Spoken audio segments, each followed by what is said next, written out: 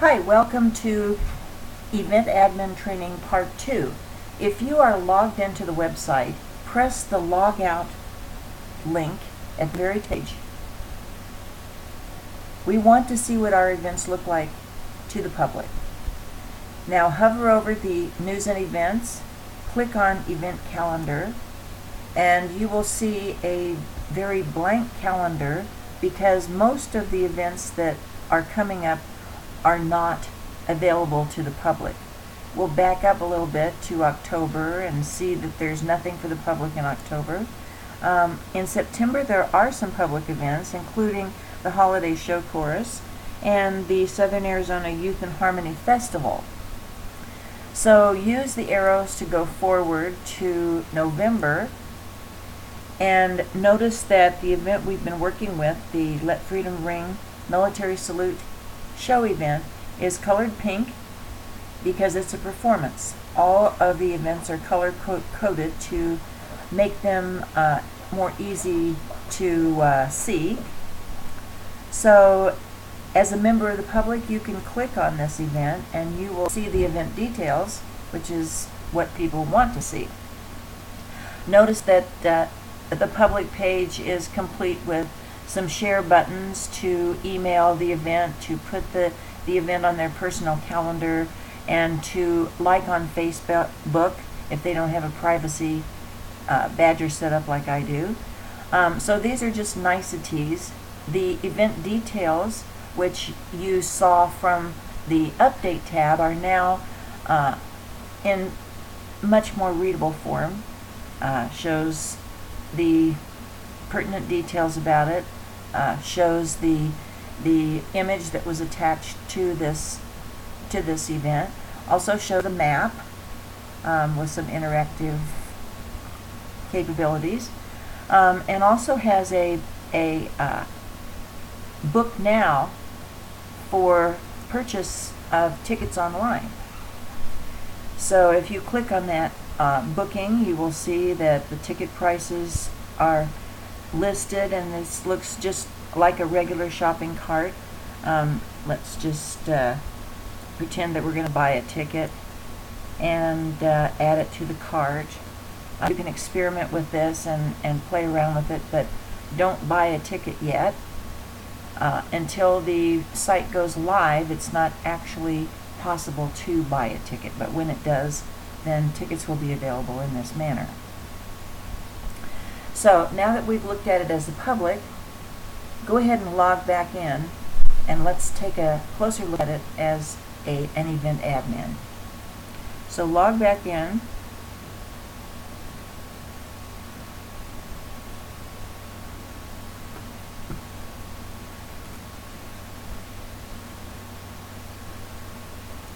So now we're logged back in, and let's approach the events from the same point of view that we did a minute ago. Let's go to News and Events, to the event calendar, and notice that as a member we're able to see all the rehearsals and everything expected that would show up on a calendar to a member. Plus, if you click on the Let Freedom Ring event, in addition, we will see update, delete, email event now, and create repeating events, links that are only available to admins. Now click the update link to view the exact same event details page you saw earlier in this training, just another way to get there. Click again on the Members tab and scroll down to the Performance Meeting Time field.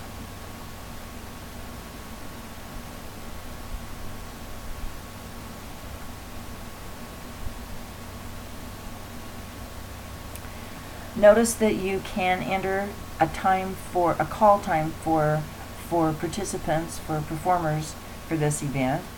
You can list a place to meet and choose one of the uniform options that we will be expanding in the future. Right now they don't make a lot of sense, but they will in the future. Also, the items to bring with will be expanded depending on what our needs are for the future, as will the food and the parking information and other details for members. From this page you can make changes, save, and automatically see the effect of what you just did.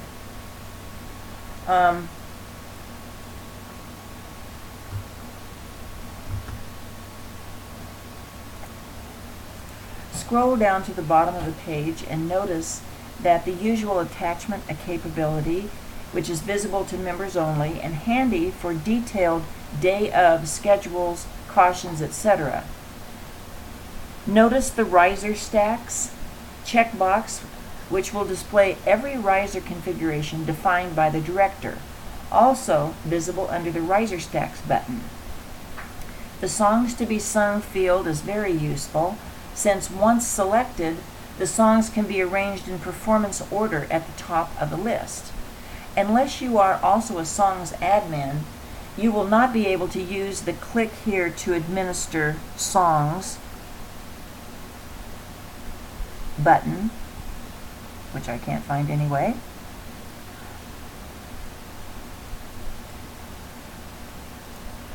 Now scroll to the top and click on the Admin tab for information that can be visible to event admins only or visible to all members, depending on the event and how we want to use this. Notice that there are fields on here that are important depending on the type of event that we're having. But note that this page can be reserved just for event admins to add information to, and this might be a really good place to put any notes that you want to use for communicating with other event admins.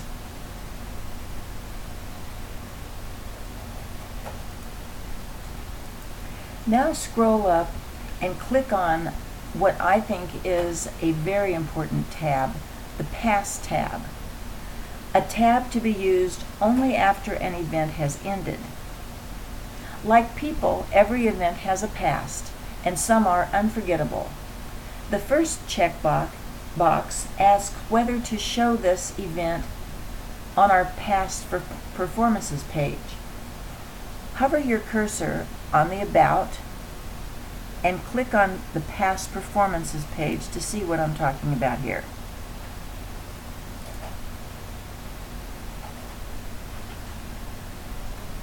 Currently, we have only one event on the Past Performance page, but as we increasingly perform for the public, there will be events that we don't want to just say goodbye to because they're past. We want to immortalize them so that people can look at our Past Performances page and get some useful information about us.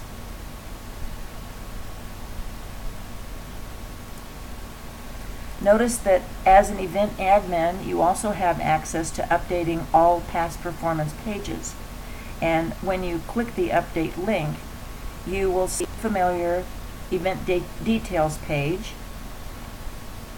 And in this case, the only tab that makes sense is the past page, and you can see how the image was embedded into the description portion of that page, and the verbiage appears below it that also appears to the public.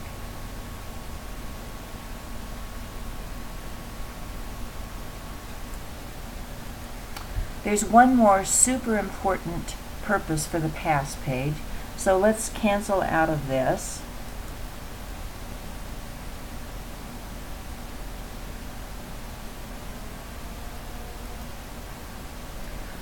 Now hover over the Members tab, click on Member Home, and again select your area to administer the events, which is just the same way we got into this before. There are many ways to get into the administration for events. So this time let's put JCC in the search box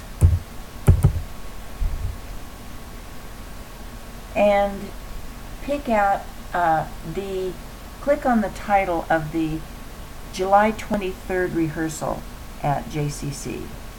Let's see, that's going to be down here. We'll have to show all the events, 400 at least. And the July 26th rehearsal at JCC. Click on the update button for it. And scroll down to the bottom of the page and notice that, first we have to get onto the Past tab. Click on the Past tab, scroll down to the very bottom of the page, and notice that there is an attachment on this page, but it operates in a completely different way than other attachments. As the information note says, this attachment is specifically for meeting results or rehearsal results, minutes, etc., and only comes into play when an event is passed. Notice that you can put an attachment on here, and that attachment will actually show up under the Minutes button from the Members area. So if you wanted to hover over Members and click on Minutes, this is the equivalent of clicking the Minutes button, and you will see that on this page listed in descending date order are the minutes of specific event types. If the event type is rehearsal, music team meeting, management team meeting, miscellaneous meeting, or coaching retreat, any attachment added to the Past tab will appear under the Minutes button and will show up here.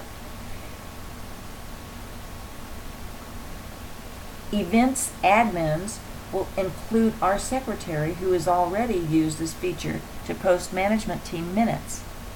Other events admins among you will want to post your meeting results for the Minutes button and will possibly be asked to post minutes on behalf of other members.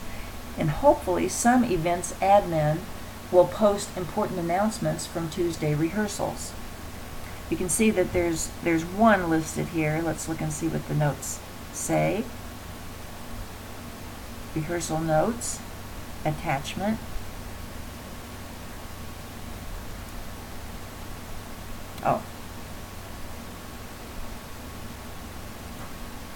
The rehearsal notes for this rehearsal include a list of some of the songs rehearsed. It could include chorus business meeting, which guests were in attendance, any announcements, etc. So the possibilities are endless for keeping members informed as to what happened during a meeting.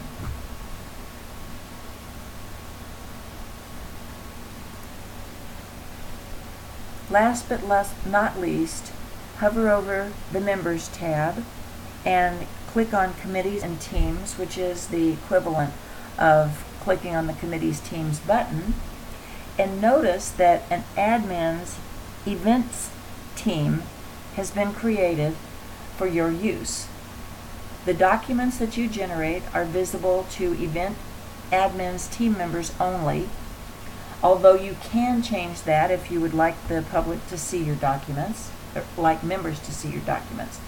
Possibly, the event admins will collaborate to create events visible only to event admins before making them visible to the public and to members. Maybe you'll get together and name one or two event admins to enter all events into the calendar. Who knows? Whatever you decide to do, it will be perfect. End of event admins training. Go forth and schedule.